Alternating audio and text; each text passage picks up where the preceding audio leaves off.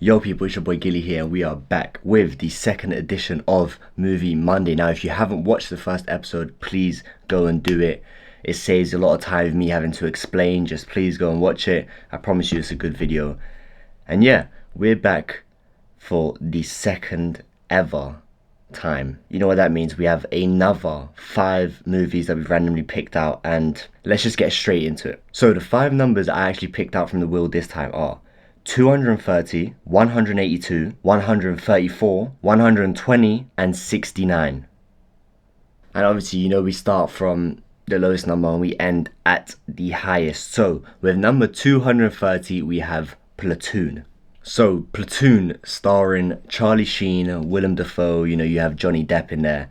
A very star-studded cast. And did it all go wrong? No, it did not. Platoon definitely did not disappoint. Filmmaking wise, it was very entertaining. Again, the same way I talked about Raiders of the Lost Ark in the last episode being like a dad movie, I strongly believe Platoon is one as well. For me, the main highlight in this movie was 100% Willem Dafoe. Now, to give you a little plot breakdown, but not to spoil anything in case you haven't watched it, Charlie Sheen's character, the main character, has just gone into the war in Vietnam. It's Vietnam War, right? And he's just sort of trying to adapt. Yeah, so he joins as the newest recruits into this platoon, hence the name. And he sort of has to fit in, find a sort of self-appreciation, because he's gone in there, he doesn't think he's worth anything, essentially. And that's the sort of quick plot breakdown. But Willem Dafoe's character 100% is the highlight of this movie for me. I think Elias, which is his character's name, is just, honestly, he brought everything to the movie. I think in terms of range, I think Willem Dafoe is one of those actors that has so much range. He just puts himself into any character and just executes it so well. But especially in Platoon, you really do connect with his character, especially because there is some sketchy stuff going on in that platoon. And you know, his character is sort of like a good Samaritan, I guess, in that sort of context. I think it's a great movie. Could it be improved? For sure. It lacked a tiny bit of emotional depth. I think it tried to give that when it sort of went into Charlie Sheen's character's like background kind of. But I think that bit of emotional depth would have propelled it a bit more. But then again, still such a great movie. If you haven't watched it, please do. And I'm giving a Platoon a 4 out of 5. Now moving on to 182, it is Barry Lyndon. Now, I think I'm going to upset some people with this review, but please bear with me. Let me give you my explanation. So Barry Lyndon, directed by Stanley Kubrick, is this war slash romance movie slash drama. And first of all, let's start off on a good note. It is one of the most stunning movies I've ever seen. Visually, it is great. Cinematography is amazing. Like, in terms of cinematography, it is 100% ahead of its time. I mean, but that's just Kubrick for you, isn't it? But yeah, like visually wise, it's beautiful. You can't really get much better than that. Now, with its long runtime, it's 3 hours long. I do think it dragged on a bit. The topics it covers, and you know, parenthood, war, love, they're very deep topics, especially in this movie. Like, and Barry, the main character, obviously, he's just somewhat likable, somewhat dislikable. He's the protagonist, but is he really the protagonist, if you kind of get what I'm trying to say? I don't know, it's a great movie, don't get me wrong. Like, I just think it didn't have to be that long. But I do get, because it is a long story. And for example, like, you can't make it 2 movies. They all done it all in one movie, and to cover everything, you have to make a very long movie. But I thought the first bit of the movie was great. And obviously, if you've seen it, it's split up into part 1 and part 2. I think part 1 is great. Not much to improve on there, but part 2 I think got a bit boring for me. It was something I couldn't get over when I was watching it. And I've been looking at so many other people review it, and I don't see anything less than a 4.5. Which makes me feel like, oh, maybe I misinterpreted the movie or something. But maybe I will give it a rewatch somewhat later in the future. But just for now, I have to give Barry Lyndon a 4 out of 5. I think, again, it is a great movie. It got boring. I thought part 2 was boring. Maybe next time it won't be as low as that. Okay, moving on to 134, we have Shutter Island. Now, like I said, I plugged my letterboxd in the first edition of this series. If you haven't followed it, please do. I'll have it up on the screen once again right here. Now, if you have followed it, then you most likely have seen my review to Shutter Island, in which, brief, I've just said one of the best endings ever, and I firmly stand by that. I do think the story of this movie is just so brilliantly well made. I think the writing is unbelievable. I think Leonardo DiCaprio is amazing in this movie. So is Mark Ruffalo. You can't go wrong with Leonardo DiCaprio, and I think hiring him to play the main character was just like, you're just the GOAT. Obviously, Scorsese done an amazing job with this. I don't have many bad things to say about it. Do I even have one outlying bad thing to say about it? No, but I will say, it's not a very bad thing, but I will say it's like a little something at the top of my mind.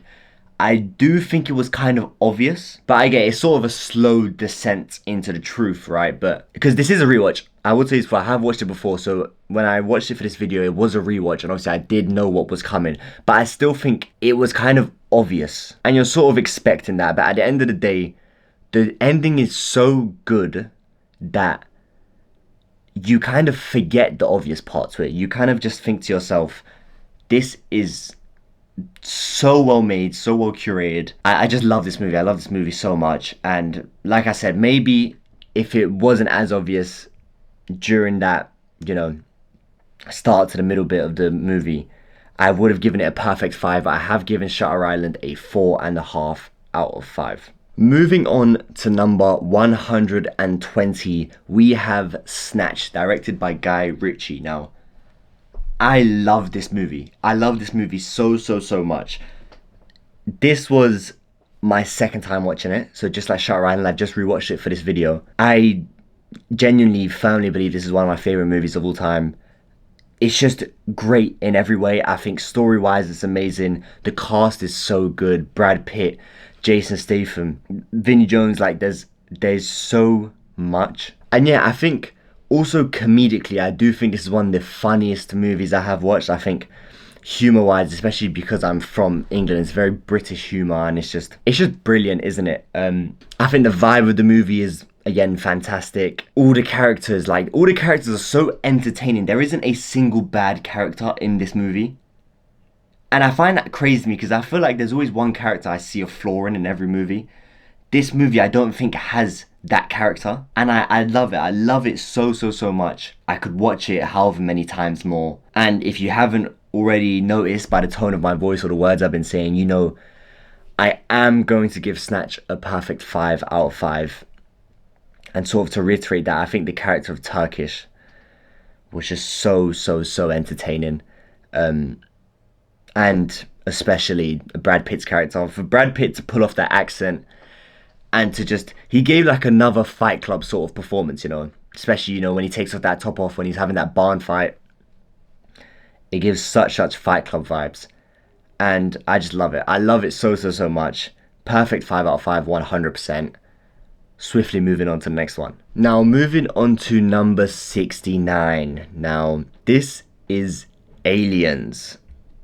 Now, okay, let me just first start off by saying, okay, so obviously Aliens is the sequel to Alien, right? And I hadn't watched either. So I'm going into this blindly, and obviously I'm not going to watch the sequel without watching the first one.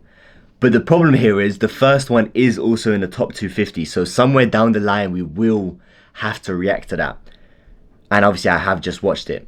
But let me not say anything about Alien, because we will obviously speak about that down the line.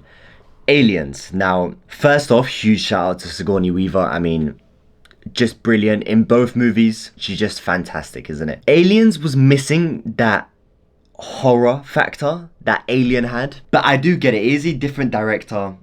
It was James Cameron that directed this one. And you can kind of tell you've got the same mechs that are in like Avatar in it as well. And obviously that mech played a huge part in the ending of the movie. I do think the movie was unnecessarily long. However, I will say I did watch the 2 hours and a half version. I didn't watch the 2:15. Yeah, I do think the movie was just a bit long. I was quite skeptical going into it, I'm not gonna lie, because after watching Alien, and again, how great Alien was, and the character development, and you know, sort of the cast in Alien as well was so well done. And I was very skeptical going into Aliens, and I was thinking how, and then I see we're going on to like another ship, and it's like, is this going to be a rework of the first one? And thank God it wasn't, because that would have been much worse. But then again, it is aliens with an S, is plural, so there is a lot more of them. And I think that was part of the criticism for me. I really enjoyed how there was only one in Alien. So it was much more like there's one causing all this chaos, and it's like really horror. It's like serial killer sort of vibes. With this one, with this whole aliens thing, it kind of feels like you depreciate the power of one alien if you add so many more, because they just look like they're so easy to kill now. But then again, that was my big criticism of it. But it's still such a great movie. I really love the cast, the characters as well. I think Bishop was such an amazing character. I don't really have much else to say about that. I do think the queen, or the mother of the aliens, was quite scary, if I'm being honest. But yeah, like I said, I just didn't have that really menacing factor that I did in number one, which would have propelled it even more. But then again, such a good movie still. I'm 100% glad I watched it, and if you haven't watched it, please do. So I am giving Aliens a 4 out of 5. And that sums up our video, that finishes it. Please, like I said, if you haven't already, like, comment and subscribe, and follow the Letterboxd. Please follow the Letterboxd. We do reviews nearly every day on there. We watch nearly a movie a day. We're aiming for that 300 movie mark. Thank you so much. Please tune in to the next one, and see you.